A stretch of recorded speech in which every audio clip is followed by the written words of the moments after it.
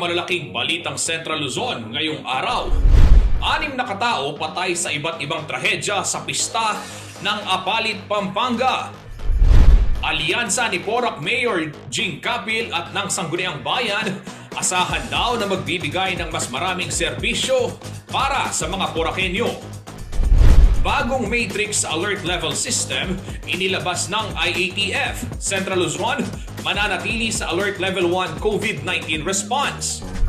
At bakbakan ng mga little people at kabataan sa hardcourt, ikinatuwa ng ating mga kabalen.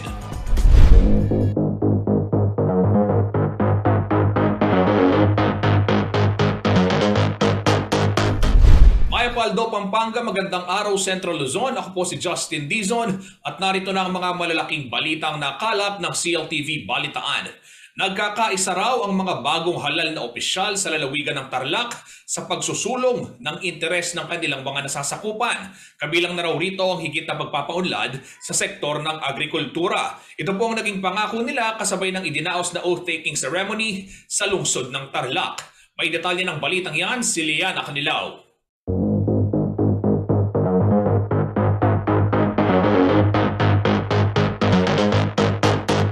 Nanumpa na sa katukulan ang mga opisyal ng Tarlac sa isang seremonya na ginanap sa Bulwagang Kanlahi, Martes, June 28. Kabilang dito si Governor Susan Yap para sa kanyang ikatlong termino.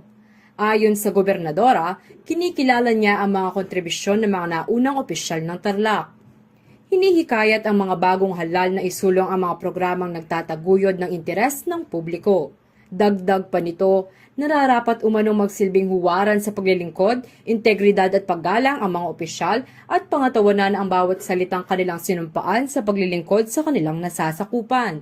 Nanumpa rin si Jaime Coangco bilang kinatawan ng unang distrito na binubuo ng mga bayan ng Anao, Camiling, Mayantok, Moncada, Paniqui, Pura, Ramos, San Clemente, San Manuel at Santa Ignacia. Plano umanong pagtuunan ng pansin ni Coangco ang pagtanggap sa modernong agrikultura, aplikasyon ng digital technology sa edukasyon, pagsulong ng ecotourism at agrotourism, pagsuporta sa micro, small, medium enterprises at pag-unlad ng energy at transport network.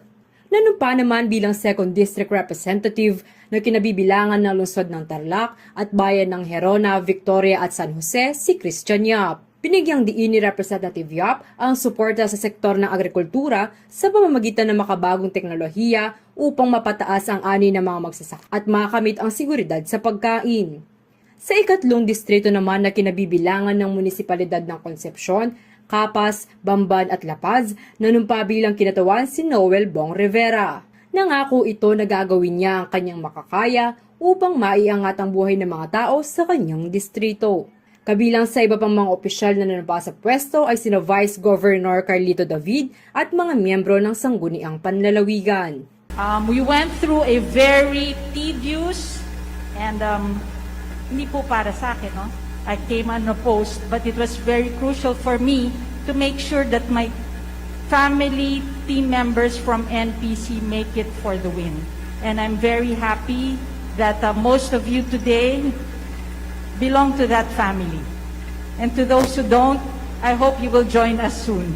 Tayo po ay naluklok para ipabuti ang buhay ng bawat Tarlacenyo. Dapat walang maiiwan. Ito po ang naging banner cry ng aking past 6 years sa aking administrasyon. Liana Canilaw, CLTV News.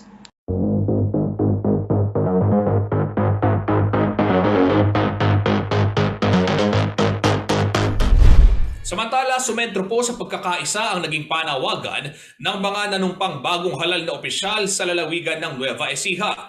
Ayon po kay Governor Aurelio Umali, bagamat may pagkakaiba sa politika, iisa lamang daw ang kanilang hangarin at yun ay higit na mapabuti ang buhay ng mga Novo Ecijano. May karagdagang detalye si Arlene Salonga.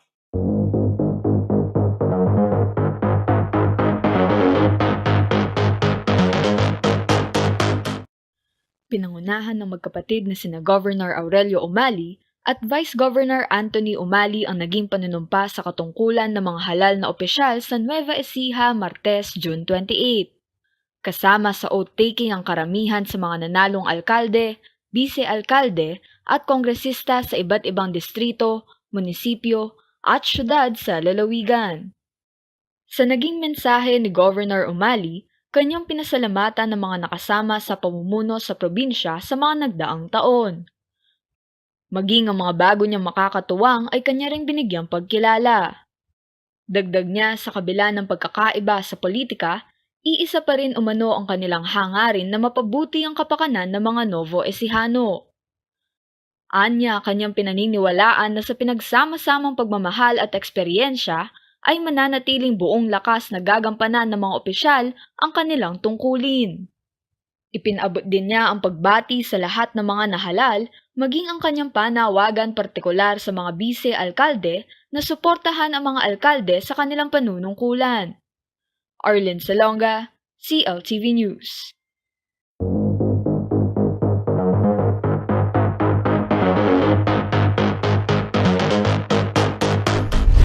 Abangan sa pagbabalik ng CLTV Balitaan, 6 na katao patay sa iba't ibang trahedya sa pista ng Apalit, Pampanga. Mga extension campus ng DABSU, ganap ng regular na campus. At bagong Matrix Alert Level System inilabas ng IATF. Central Luzon, mananatili sa Alert Level 1 COVID-19 response. Manatiling nakatutok para sa iba pang mga nangungunang balita ngayong araw.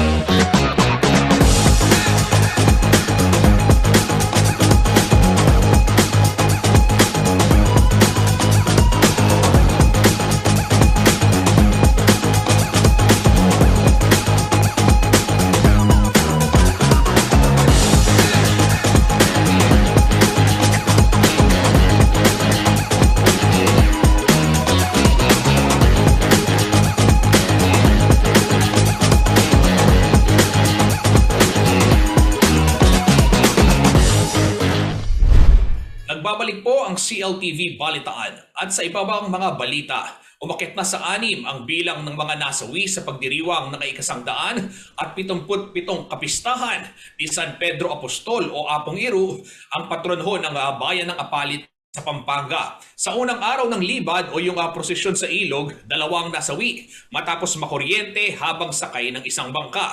At umaga ho ng Miyerkules na kumpirmang pagpanaw ng isa pa nilang kasama. Isang 5 taong gulang na lalaki naman na nawawala noong June 28 ang natagpuang wala ng buhay nito pong June 29. Sa kalagitnaan naman ng malakas na ulan, sa unang araw din ng kapistahan, naglalaro sa kalsada ang 2 menor de edad nang hindi po nila mamalayan ang putol na kable ng kuryente na siyang naging sanhi ng kanila ring pagkasawi. Nagpaalala naman ang Municipal Administrator ng Bayan ng Apalit na si Ginoong Glenn Danting sa kanyang mga kabalen na unahin ang kaligtasan sa kabila ho ng kasiyahan. Iwasan daw ang pagsama o pagsasama ng mga bata sa libad at iwasan ding mamangka sa ilog kung nakainom. Tiniyak naman ni Danting na magbibigay ng tulong pinansyal ang lokal na pamahalaan sa mga biktima ng trahedya at kaanak ng mga nasawi. Para sa akin, siyempre, tragic sa akin kasi siyempre anak ko yung nawala. Masakit sa magulang lalo na lahat ng sermon, lahat ng pagpapaalala. Sinasabi ko naman sabi ko nga minsan kulang ba yung mga sinasabi ko, yung mga sinesermon ko, nangyari yung ganito.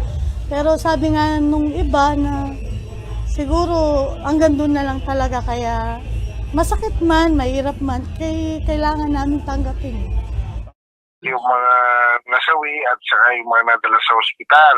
Tutulong po ang local government unit ng Apalit ng konting financial assistance para po maibsan naman yung nararamdamang paghihirap nitong mga naging biktima.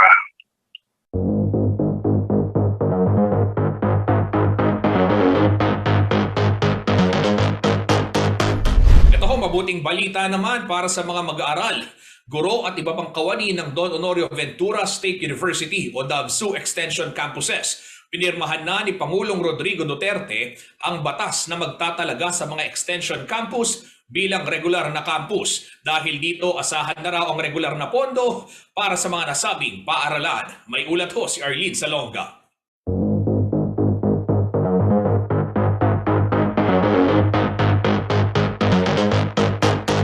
Ganap ng regular campuses ang 10 extension campus ng Don Honorio Ventura State University o DAVSU matapos pirmahan ni Pangulong Rodrigo Duterte ang Republic Act No. 11781. Ito ang inanunsyo ni Pampanga Governor Dennis Delta Pineda sa kanyang Facebook post Miyerkules, June 29. Ayon sa RA 11781, sakop na ng RA No. 8292 o Higher Education Modernization Act of 1997 ang mga extension campus. Dahil dito ay magkakaroon na ng regular na pondo ang lahat ng campus ng DAVSU. Maging ang mga guro ay makatatanggap na ng regular na sweldo. Matatagpuan ang extension campuses ng DAVSU sa mga bayan ng Santo Tomas, Porac, Lubao, Santa Rita, Sasmuan, Guagua, Florida Blanca, Candaba, Apalit at Mexico. Kabilang sa mga kursong iniaalok sa mga extension campus ang Architecture, Engineering, Education, Hospitality and Tourism Management, IT, Entrepreneurship at iba pa. Lubos naman ang pasasalamat ni Governor Delta sa mga senador na nagsulong at nagsponsor ng batas. Arlene Salonga, CLTV News.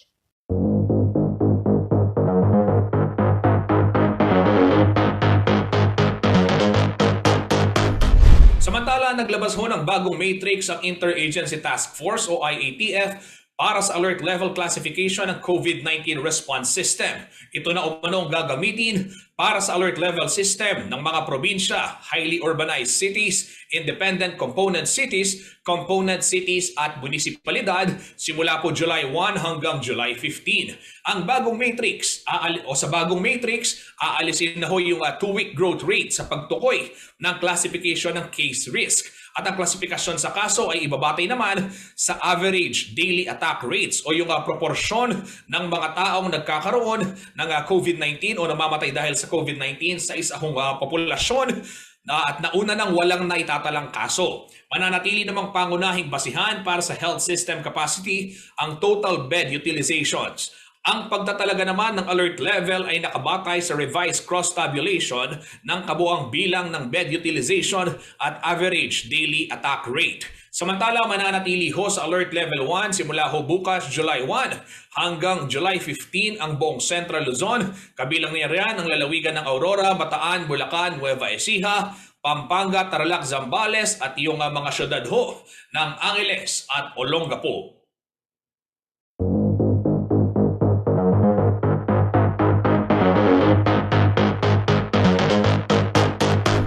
Abangan ho sa pagbabalik ng CLTV Balitaan. Ilang kabataan sa Santa Ana nagpistulang prinsipe at prinsesa sa isinagawang sagala. At bakbakan ng mga little people at kabataan sa hardcourt, ikinatuwa ng mga kabalen. Manatiling nakatutok at magbabalik ang CLTV Balitaan.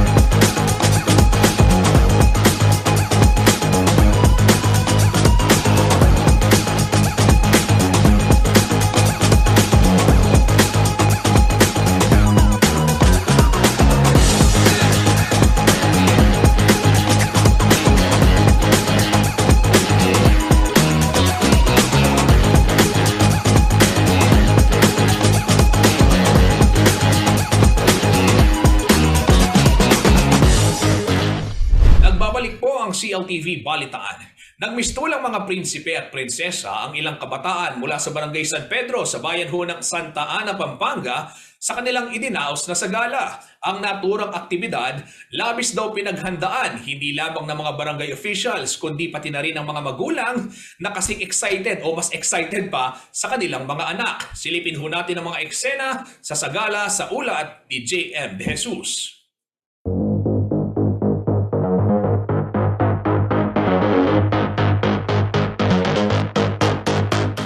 Naggaganda ang kasuotan, makukulay na dekorasyon sa mga sasakyan at cute na ngiti ng mga bata nagmistulang mga prinsipe at prinsesa sa kanilang postura. Ito ang natunghayan sa isang parada na ginanap sa Barangay San Pedro, Santa Ana, Pampanga kasabay ng kapistahan ni San Pedro de Apostol, Miyerkules, June 29. Inorganisa umano ng barangay ang parada upang higit na mapalakas ang self-confidence sa mga kabataan at maibalik ang sigla ng kanilang mga kabarangay. Yung ginawa natin kanina, yung sagala para sa mga bata 5 to 10 years old, para at least yung ginawa natin yung mga bata masanay hanggang sa paglaki nila para maka self-confidence sila. Ganun ang para masaya. Yung barangay, at least nakita ko after ng pandemic, bagay pandemic pa rin, pero at least papunta na tayo sigurado sa new normal niya. Sana, I hope so. Lahat kanina ng mga tao, lahat masaya, nagsilabasan lahat. Nakita ko within more than 2 years, nakita ko yung Barangay San Pedro biglang sumaya. Mga tao, lahat masaya sila. Makikita sa mukha ng mga residente, lalong-lalo na mga magulang, ang galak dahil proud na proud sila sa kanilang mga munting prinsipe at prinsesa na talaga namang pinagandaan ng kanilang parada. Medyo proud kasi napili siya na maging isa sa mga muse dito sa parade dito sa San Pedro, Santa Ana. Proud po ako kasi nakasama po sila sa patimpalak na ganito. Patalbugan din ng mga partisipante sa kanilang mga float. Matapos daw kasi ang higit 2 taon ay nagkaroon muli sila ng pagkakataon na maipagdiwang ang pista ng kanilang mahal na patron. Una yung sa float, yung mga float na ginawa natin, yung lalaki, diba? Pinaghirapan namin ng gawin siya nung gabi. Then doon sa gown, Kuya Rodel nagpasukat ng mga damit nila. Talagang especially sa kanila ginawa yung mga gown na tong suit nila. Well, very happy kasi yung mga bata, they get to experience na makalabas ulit, experience na yung life outside sa home natin after the pandemic. Then it's really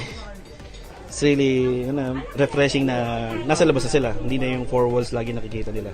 Nagpasalamat naman ng mga bata sa kanilang mga magulang at mga opisyal ng barangay dahil dagdag ito sa kanilang magagandang karanasan. Sobrang saya po. Kasi first time ko lang po masali dito eh. Kaya naman sa'yo mo sinakay na mami at daddy mo? Thank you po kasi pinapatulog din na ako ng maaga para maganda ako. Masaya po. Bakit naman? Dahil po pwede na po kami lumabas. Okay, mensahe mo naman kina mami at daddy. Thank you very much. I love you. Ang ilang mga magulang ay mayroong mensahe din sa kanilang mga anak. Huwag ganong malikot. Ayusin ang pag-aaral at maging humble. J.M. De Jesus, CLTV News.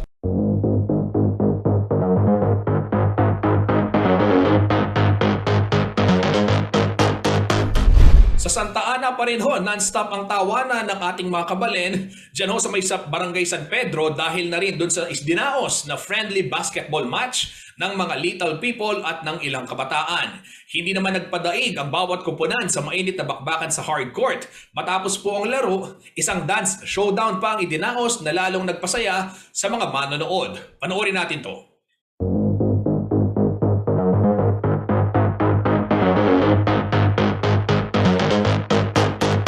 Hindi lamang daw puro tangkad ng kailangan sa laro ng basketball. Mahalaga rin dito ang diskarte, usapan na makipagbakbakan sa hardcourt. Gaya na lamang ng Dream Team. Kalaban ng mga kabataan mula sa Barangay San Pedro, Santa Ana, Pampanga, dumayo sila para magpakitang gilas at makipag-showdown sa hardcourt. Lamang man umano sa height ng kanilang mga kalaban ay hindi sila uurong. Siguro medyo malakas-lakas pero bibigay namin 100% ng laro namin. Siguro teamwork lang, 100%. Hindi naman nasindak ang mga manlalaro ng Barangay San Pedro. Gagawin daw nilang lahat ng kanilang makakaya upang maging maganda ang laban. Hindi po. Papatalo ba kayo? Hindi rin po. Ano yung mensahe sa kanila? umuwi na lang po sila. Naging mainit ang palitan ng puntos na magkabilang koponan. Mapa-layup, free throw at 3 points ay talaga namang inaabangan lahat ng mga manonood. May kaunting asaran, ngunit nanatili pa din ang sportsmanship ng mga manlalaro. Nagwagi ang Dream Team sa score na 65-55. Pero hindi pa dito nagtatapos ang mainit na laban. Matapos ng bakbakan naganap ay nauwi sa dance showdown ang dalawang manlalaro.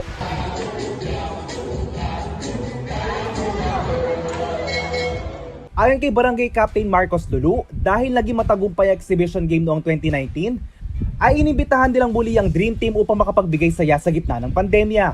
Nakita ko yung mga tao, masaya sila, nandito magmula kanina ng umaga.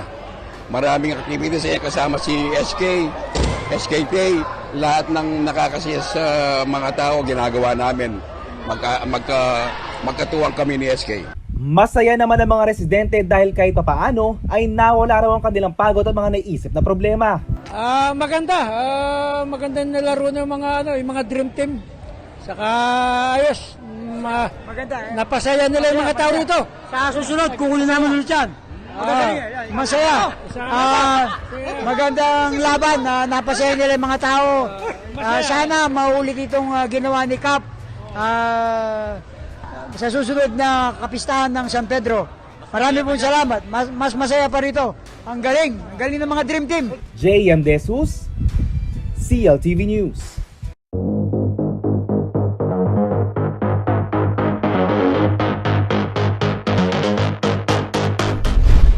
Abangan sa pagbabalik ng CLTV Balitaan, alyansa ni Mayor Kapil at ng Sangguniang Bayan, asahan daw na magbibigay ng mas maraming serbisyo sa Porac, Pampanga. At social services, prioridad daw ng mga bagong opisyal sa Minalin. Manatiling nakatutok at magbabalik ang CLTV Balitaan.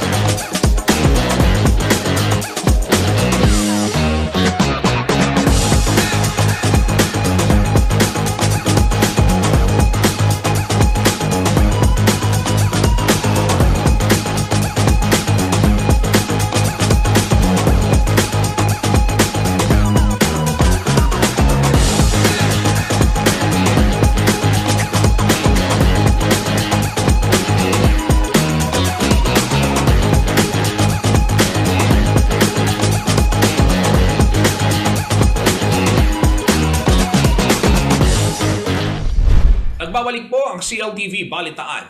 Mananatiling bayong Porac ang ikakampanya ni re-elected Mayor Jing Kapil sa kanyang ikalawang termino. Ito raw kasi ang unang pagkakataon na ang supermajority sa konseho ay nasa ilalim ng kanyang partido. Dahil po dito umaasa ang alkalde na mas mapabibilis ang pagbabalangkas ng mga ordinansa alin sunod na rin sa kanyang executive agenda. Narito po ang report.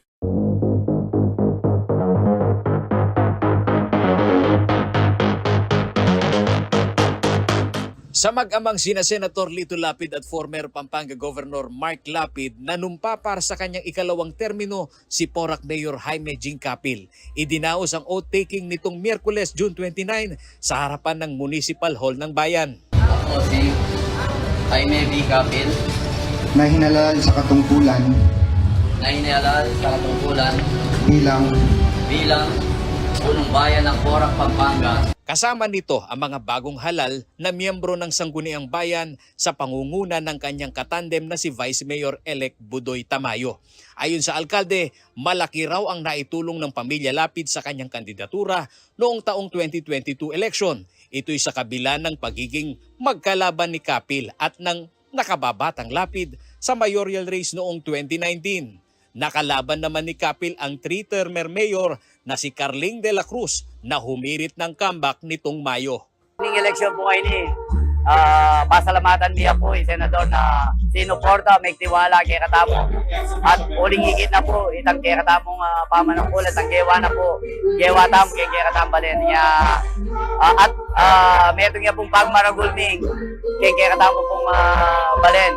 Alam daw ni Kapil na malaki ang inaasahan sa kanya ngayon ng kanyang mga kabalin, lalo't mayorya ng miyembro ng konseho ay kanyang kaalyado. Mas malamo pressure to mas. Kasi nung sabi ko nung kanina, sabihan mo muna, ako kasing galing sa Sangguniang Bayan. Nano nga gawa ko.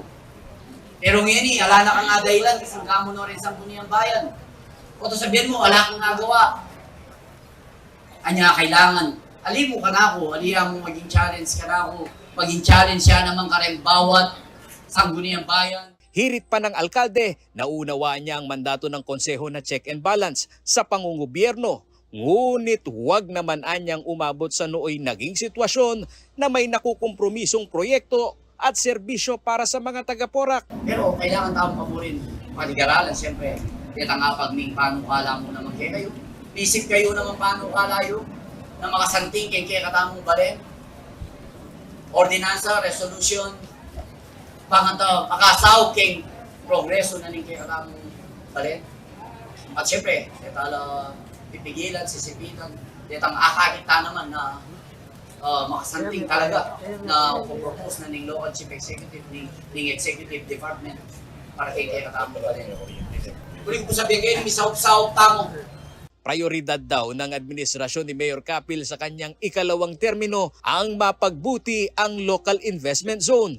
Dito'y layong tututukan raw ng alkalde ang pagkakaroon ng mga bagong kalsada upang mabuksan ang oportunidad sa Porac bilang isang investment hub, lalo't malapit ito sa Clark Freeport Zone. Paulo G. Santos, CLTV News.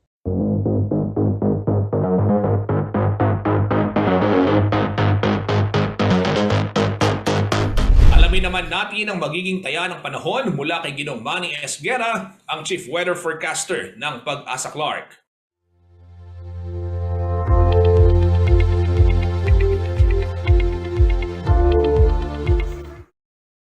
Narito po magiging taya ng panahon sa susunod na 24 oras. Isang low pressure area po na mataan uli ng Pag-asa at ito po ay tinatayang nasa layong 1,020 kilometers dyan po sa may silangan ng Northern Luzon. Samantala, southwest monsoon o hanging habagat naman po nakakaapekto dito sa parte ng Southern Luzon, kasama na rin po ang Western Visayas. Ang dati pong Tropical Depression Kaloy ay lumabas na po ng PAR kagabing alas 11 ng gabi. At ito po ay tinatayang nasa layong 565 kilometers dyan po sa may kanluran ng Central Luzon. Lumakas pa po ito at nagtataglay na ng lakas ng hangin na umaabot ng 55 kilometers per hour malapit sa gitna at may pagbugso na umaabot ng 70 kilometers per hour. Sa loob po ng 24 na oras ay posible po itong lumakas pa at maging isang ganap na tropical storm. Pero ito naman po ay nasa labas na ng PAR, subalit pinalalakas pa rin po niya o pinaiigting pa rin po niya ang hanging habagat.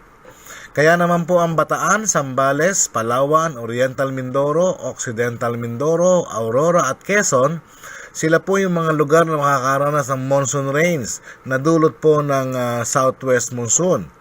Ang Metro Manila po at malalaming bahagi ng Luzon, kasama na po dito ang Western Visayas. Magiging maulap po ang papawirin, may mga kalat-kalat na mga pag-ulan, pagkidlat at pagkulog. Dulot din po ito ng hanging habagat at ng monsoon trough. Ang natitirang bahagi pa po ng bansa ay makakaranas naman ng pulo-pulong mga pag-ulan, pagkidlat at pagkulog dulot naman po ng localized thunderstorm. So sa ngayon po, ito lamang po yung mga weather system na binabantayan ng Pag-asa at nagbibigay po ng mga pag-ulan sa iba't ibang parte ng ating bansa. Pinag-iingat pa rin po ang lahat.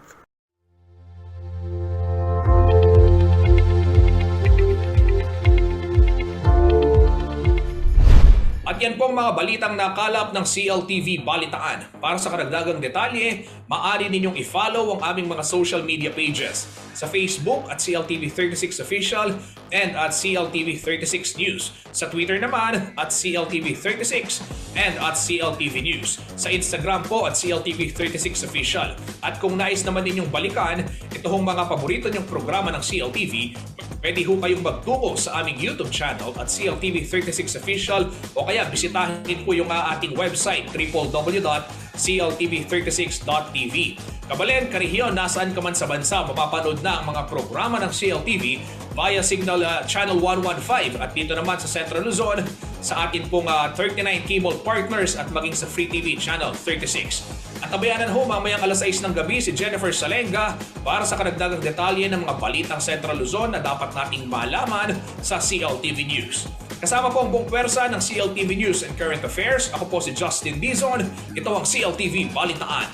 Maraming salamat po.